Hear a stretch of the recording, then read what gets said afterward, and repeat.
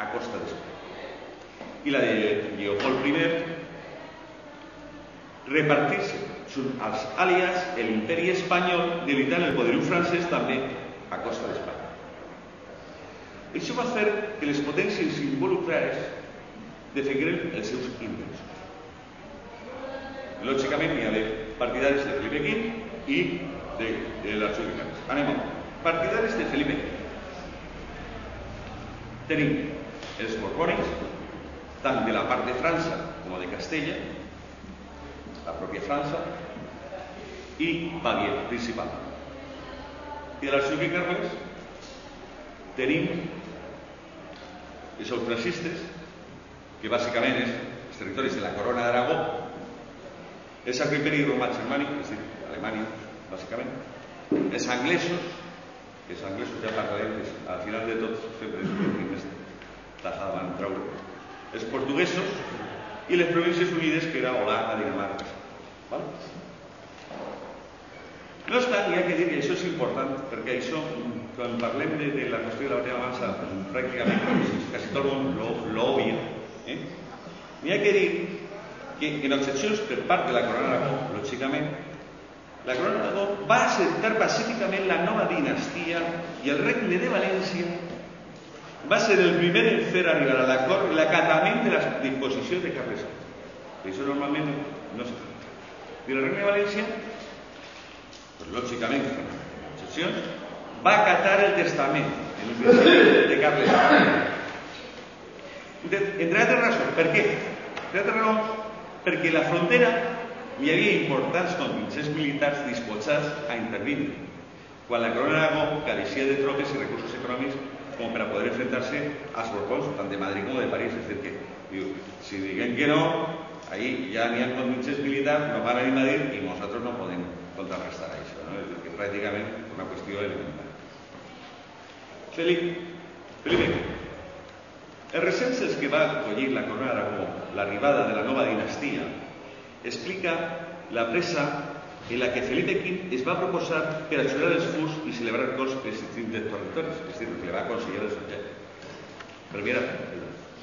En 1701, el mateix any de l'arribada de la monarquia, el Borbó va anar a Saragossa per ajudar els seus furs, després a Barcelona, on a més de jurar les constitucions va celebrar cors i després a Barcelona, va anar a Saragossa, després a Barcelona i va jurar les constitucions i va celebrar cors. I després de Barcelona tenia que vindre a València. El senyor del rei de passar de Catalunya a Itàlia, és a dir, que se salta a València i se va directament a Itàlia, va privar a valencians de la visita real i per tant del preceptiu jurament dels furs i la convocatòria de cors, a pesar dels treballs preparatoris de més d'un any que feren els estaments confiats en respecte de Felipe V de les disposicions testamentàries de Carles II i del propi furs. És a dir, que era preceptiu, un rei era preceptiu vindre als territoris, als regnes, i jurar els furs. Quan jurava els furs, entonces el poble lo reconeixia com a rei. Això era una qüestió bàsica.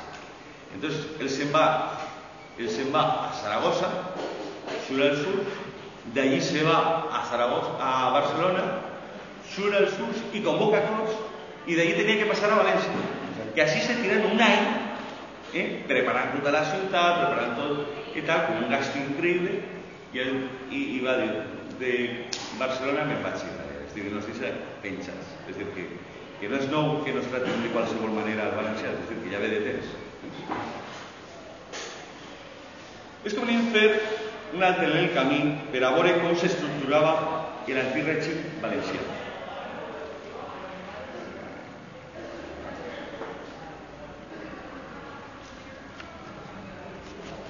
L'economia rural i societat estamental. Per una part tenim la societat estamental. Estaments. Tenim els privilegiats i no privilegiats. És a dir, que hi havia una desigualtat social.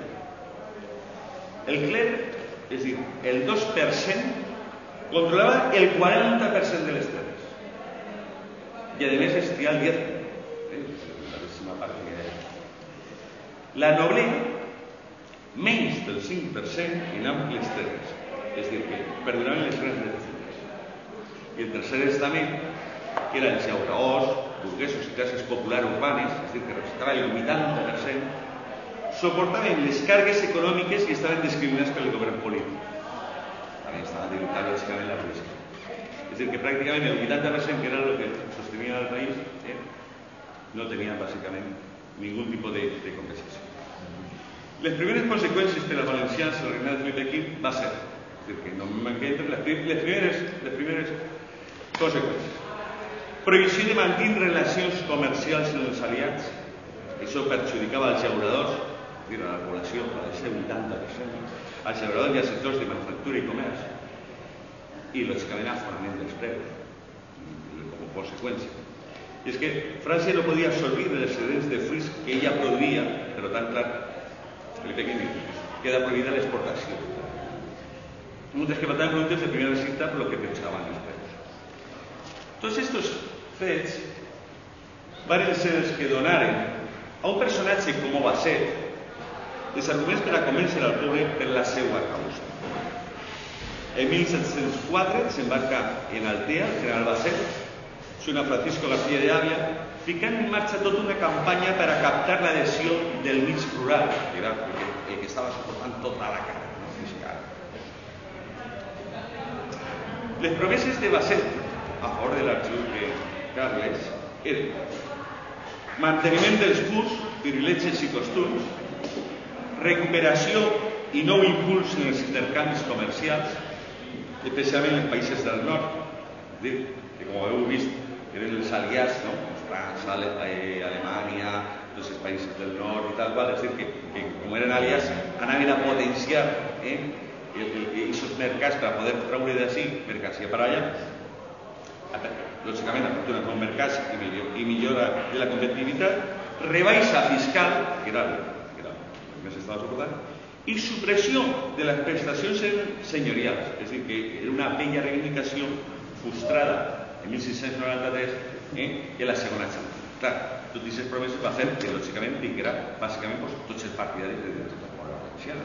Per això era tan important la figura de Basset i el per què va ser tan important. Els valencians, lògicament, es posicionen. A favor de l'arxiduque Carles, tenim el baix clero, és important, que es troba més identificat en els interessos de les classes populars en els que compartia la francofòbia i el seu respecte a la dependència del clero francès. És a dir, que per una part el baix clero estava més en el poble, no? I incluïa totes les necessitats del poble. I per altra part també tenia por a que el clero francès fos el que manara així. La xicoteta i mitjana noblea, contrari a una dinastia que no respectava la tradició de la corona d'Aragó, i sectors vinculats a la manufactura i comerç exteriors, gremi, llauradors, que eren els que estaven suportant tota la càrrega fiscal. I això són bàsicament els que se posicionen a favor de l'arxiduque Carles.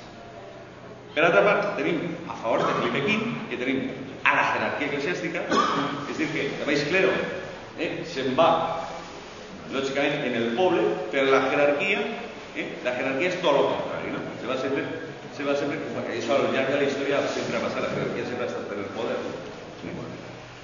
I entre altres està l'arquebisbe de València, que ja parlarem d'ell, que és un personatge, el bisbe de Oriola i Tortosa, que també un altre, los cabildos catedralicis i la companyia de Festa. I per altra part tenim l'alta noblea, que és la cortesana, terrateniente i els sortistes. Estos són els que són a favor de Felipe V. És a dir, que el poble valencià se divís en dos fraccions. Per una part, els moblets, que deriva de l'àrab, que vol dir de l'àrab maula, que vol dir esclau lliure, que són els partidaris de l'arxiduque Carles. Se'ls distingia perquè portaven un braçalet groc.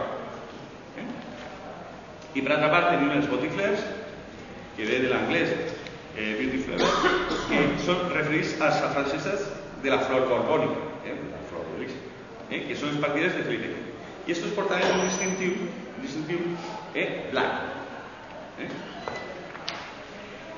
I l'arxiduque Carles desembarca el 18 d'agost de 1705 sota Basset en Dénia i el proclamen com a rei. El fet, lògicament, el contesta Felipe V, que no va poder recuperar Dénia, però sí